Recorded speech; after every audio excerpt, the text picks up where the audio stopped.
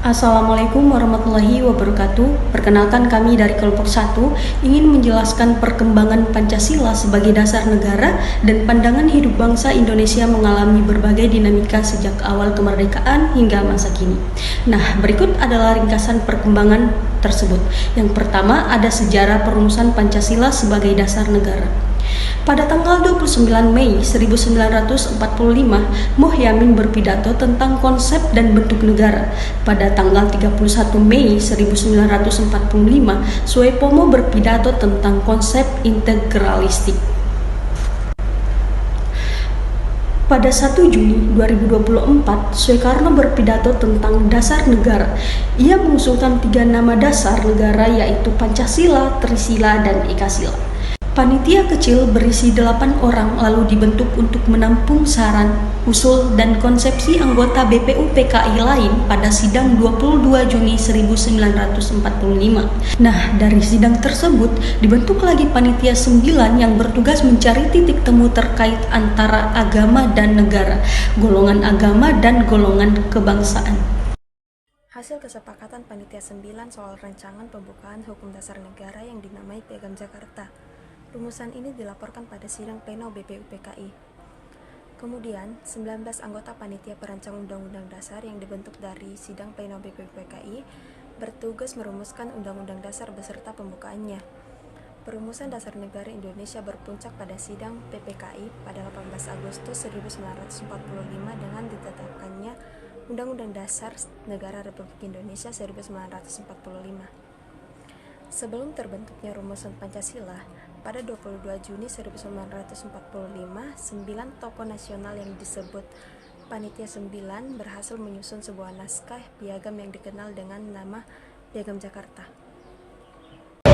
Yang kedua, masa awal kemerdekaan tahun 1945 sampai 1959. Pada periode awal kemerdekaan Indonesia, Pancasila sebagai dasar negara menghadapi berbagai tantangan dari kelompok-kelompok yang berusaha menggantinya dengan ideologi mereka sendiri. Beberapa pemberontakan yang signifikan antara lain, yang pertama DITII atau Darul Islam atau Tentara Islam Indonesia. Pemberontakan ini dipimpin oleh Kartosuwiryo yang menuntut penerapan syariat Islam di Indonesia. Mereka berupaya mendirikan negara Islam dan menolak ideologi Pancasila yang dianggap tidak sejalan dengan prinsip-prinsip Islam. Konflik ini berlangsung dari tahun 1949 hingga 1962, melibatkan banyak daerah di Jawa Barat dan sekitarnya. Yang kedua, PKI Madiun atau Partai Komunis Indonesia. Pemberontakan ini terjadi pada tahun 1949 di Madiun, dipimpin oleh Musso dan anggota PKI lainnya. Mereka ingin mendirikan pemerintahan komunis dan menggantikan Pancasila dengan ideologi komunis. Pemberontakan ini berhasil dipadamkan oleh pemerintah dengan bantuan militer, tetapi menciptakan ketegangan politik yang berkepanjangan di Indonesia. Tantangan-tantangan ini menunjukkan bahwa Pancasila tidak hanya sebagai dasar negara, tetapi juga sebagai simbol persatuan dan identitas nasional yang harus dipertahankan. Pemerintah Indonesia berusaha untuk menegakkan Pancasila melalui berbagai cara, termasuk tindakan militer dan penguatan ideologi nasional untuk menghadapi ancaman dari kelompok-kelompok yang ingin mengubah sistem pemerintahan yang telah disepakati. UUD 1945 sempat digantikan oleh Konstitusi RIS 1949 dan UUDS 1950, tetapi Pancasila tetap menjadi dasar negara. Setelah Indonesia merdeka, UUD 1945 menjadi konstitusi pertama yang diberlakukan sejak 18 Agustus 1945.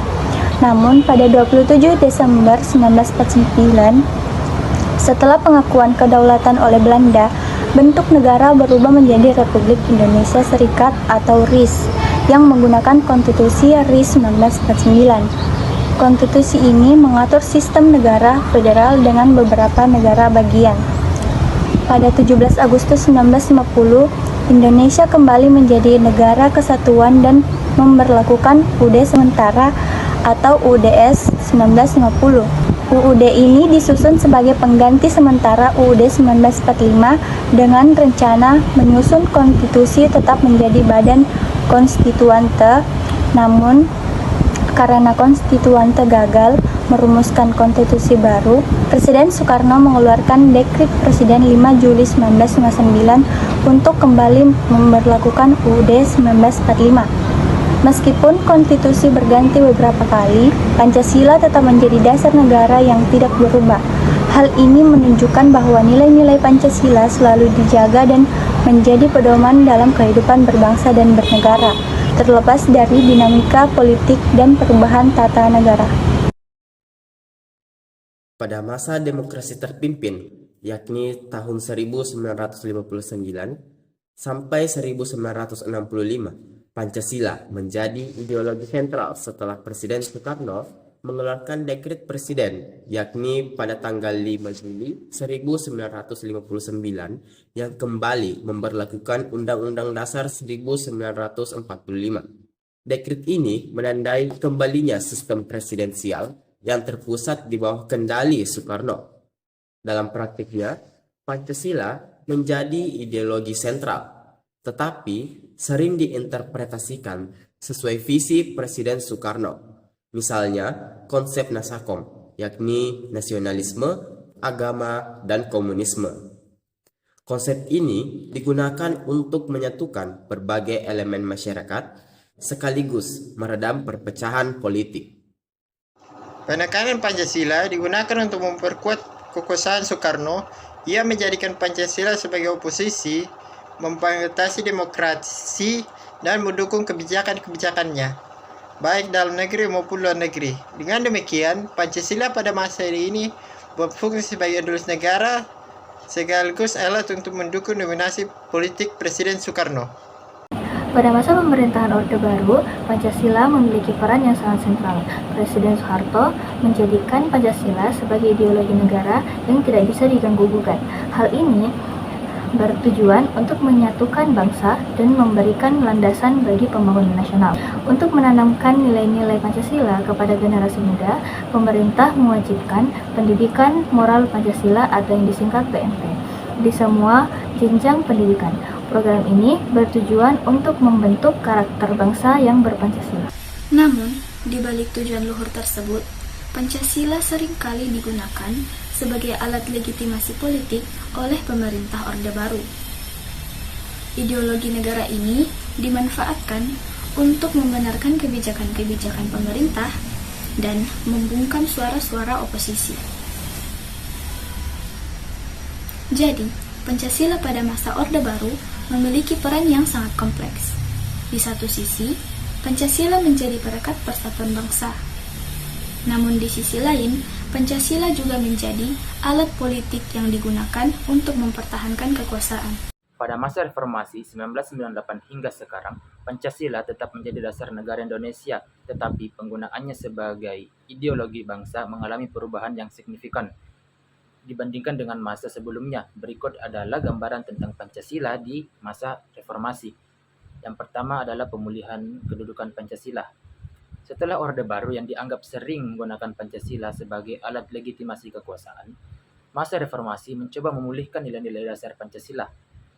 Pancasila tidak lagi dipaksakan sebagai alat indoktrinasi melalui program-program seperti penataran P4, yaitu pedoman penghayatan dan pengamalan Pancasila, yang sangat populer di era Orde Baru. Yang kedua adalah tantangan terhadap Pancasila. Tantangan pertama yaitu adalah krisis identitas. Reformasi membawa kebebasan demokrasi, tetapi juga membuka ruang bagi munculnya ideologi-ideologi lain, termasuk radikalisme agama dan ideologi sektetarian, yang dianggap bertentangan dengan Pancasila. Yang kedua itu tantangan globalisasi. Pengaruh globalisasi sering memperlemah pemahaman masyarakat terhadap Pancasila sebagai identitas bangsa. Yang ketiga itu otonomi daerah. Kebijakan otonomi daerah meningkatkan keberagaman dalam implementasi nilai-nilai Pancasila, tetapi juga memunculkan potensi konflik apabila semangat persatuan diabaikan. 3. Pancasila dalam pendidikan dan sosialisasi. Pada masa reformasi, Pancasila tetap diajarkan di sekolah, namun materinya digabung dengan mata pelajaran lain seperti pendidikan kewarganegaraan ataupun PKN. Pemerintah berupaya menyosialisasikan kembali Pancasila sebagai dasar negara dan pandangan hidup melalui program-program revitalisasi seperti Badan Pembinaan Ideologi Pancasila atau BPIP yang dibangun pada tahun 2017. 4. Pancasila dalam kehidupan bernegara. Pancasila kembali ditekankan sebagai landasan hukum dalam berbagai kebijakan, meskipun implementasinya tak begitu konsisten. Nilai-nilai Pancasila menjadi pedoman dalam menghadapi berbagai isu nasional seperti pluralisme, korupsi, dan juga ketimpangan sosial.